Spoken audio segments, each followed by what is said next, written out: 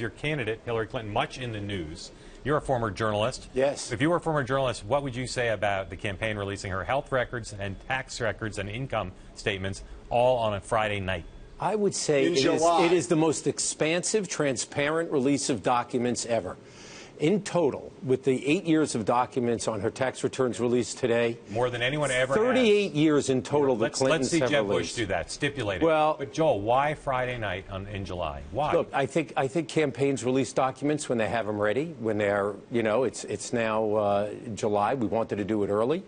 So I didn't do it on a Friday in July on purpose. As a reporter, I think every candidate I ever covered released their documents on a Friday. Well, let's just be clear. The tax records are one thing when you have the documents ready, but that letter from the physician, that's like a page and a half. That could have come pretty much any time. And deciding to do that on the same day as the taxes, you're not really going to try to claim that doesn't have some tactical intention. But if you have documents you're going to release, why not do it all at once? Why spread it out? I mean, the fact of the matter is today was a day we said we're going to disclose everything. Let's disclose the health records. Let's disclose the tax returns. And by the way, on the tax returns, if you want to compare transparency on what Secretary Clinton's done versus others, the Clintons have released in detail, itemized, where their speaking fees came from, where business fees came from, and consulting fees. Jeb Bush said he was setting the standard for disclosure when he did this. He's got $19 million in business fees. He hasn't identified where it came from. Would you challenge him to reveal what's in I'm not going to challenge him. I'm just going to say if you say you're going to set the standard for transparency, then you ought to say where your $19 million came from. So in terms of the Clintons being very wealthy, and her statement made clear that, they're feel very lucky to be so wealthy, is that a potential vulnerability with voters? I think voters understand that the Clintons feel very blessed to have had the success they've had. They've been in public life a long time. They've been in private life on and off for a bit, too. I think voters want to know whether people really get their lives, whether people will fight for them every day, whether they will take and put their lives front and center, the issues about whether their kids can get educated, whether their incomes can go up. That's what they're going to judge people on. We've had a history. Would anybody say Franklin Roosevelt, who was one of the wealthiest presidents we ever had, didn't stand up and fight for average people, or his cousin Teddy Roosevelt, or John Kennedy? No. I think what they do is they measure people by what they do for people like them, and I think that's what this election will come down to as well. Joel, I just want to be clear. You are never going to convince me that the idea that you guys released these two documents on the same day that this new tranche of emails came out was a pure coincidence, and that you guys just did these. I didn't say it was a coincidence. I said we decided to disclose on one day the documents that we knew reporters were going to be asked for. But on the day that the emails all came out? If we didn't release it, you guys would be sitting here saying, Joel, why didn't she release her health records? Is there something wrong with her health? So just take it all off the table all at once. Well, we're going to. Is that okay? That's great. It's great. I mean, I don't believe you at all, but that's fine. I want to talk to you about one of the things you talked about the political dimensions that Mark suggested around her wealth. There is one obvious political dimension where she has heard the numbers, and you're a student of numbers, where she has been having trouble. You guys have talked about this a bit, but I want to talk about it a little bit more. One is that her unfavorables are really high. They're like Chris Christie high in a lot of polling now. The other is this honest and trustworthy question, which she's underwater. She's more people find her untrustworthy than find her trustworthy, and the numbers are getting worse and worse month after month in Iowa and other places. I know. Tell us why that is not something that should concern her as a candidate and you. I don't have enough time to ask why you guys, when you get a press release that says poll on it, you report it as if it's gospel truth. There are polls out there that have been wrong historically, but you guys latch on to them because it gives you a piece of news. The poll in Colorado or Iowa that you referred to the other day, do you know that poll, you ought to ask Governor Beaupre in Colorado how he feels about that poll, because they were wrong in that state before.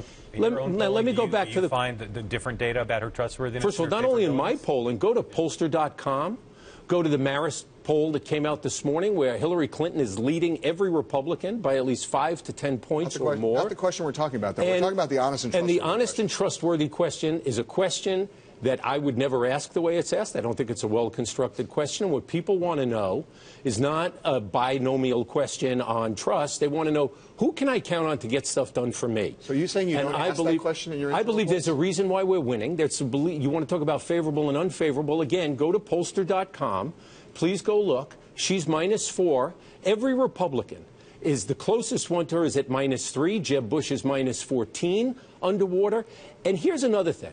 You guys are latching on to her. Every one of these Republicans is significantly worse in their favorable standing than either John McCain was at a comparable point in 2007 or Mitt Romney in 2011.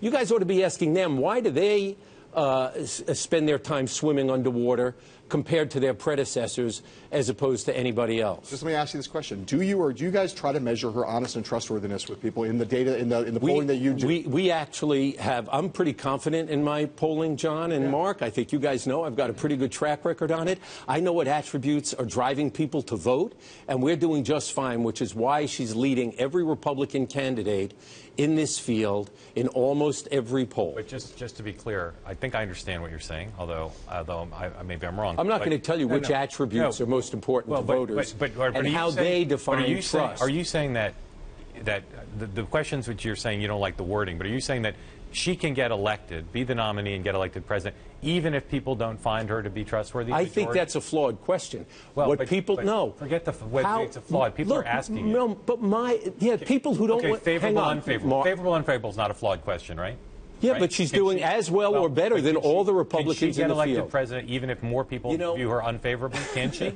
She will be favorable and above water when she's elected president. And by the way, and if she's not, and by the way, if she's not, can she be? I went back and forth with you guys in 2011. Nate Silver, is Obama toast? Obama can't win. Unemployment's this high.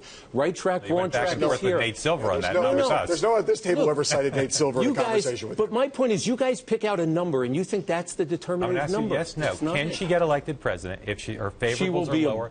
But her favorable numbers will be higher, and she will get elected president. Can she get elected, yes or no? I think people right now at 50-50 can get elected. Barack Obama's favorables were 50-50, and he won 330 electoral votes. What if she's underwater and favorable, unfavorable? If more people look at her unfavorable, can't she get elected if more people look at her unfavorable than favorable? I have no idea. Okay. Let's get to this last question. We don't have that much more time. She steadfastly refuses to take a position on the Keystone Pipeline. Why?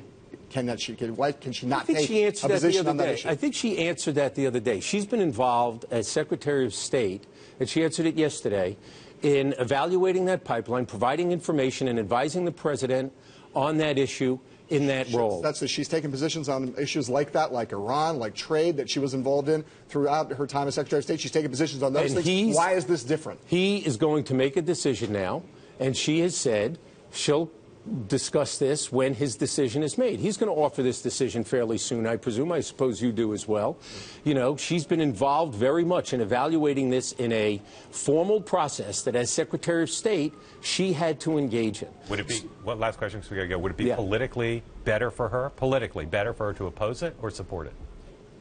I always think it's politically better for candidates to take the positions that they believe in. And if she believes in it, she should say it. If she doesn't believe in it, she should say that. She'll have that opportunity, but she's going to give the president the opportunity to take his position and make the ruling he's going to make. And she was part of that evaluation process, and that's why she should wait until he speaks. I bet that answer polls really well.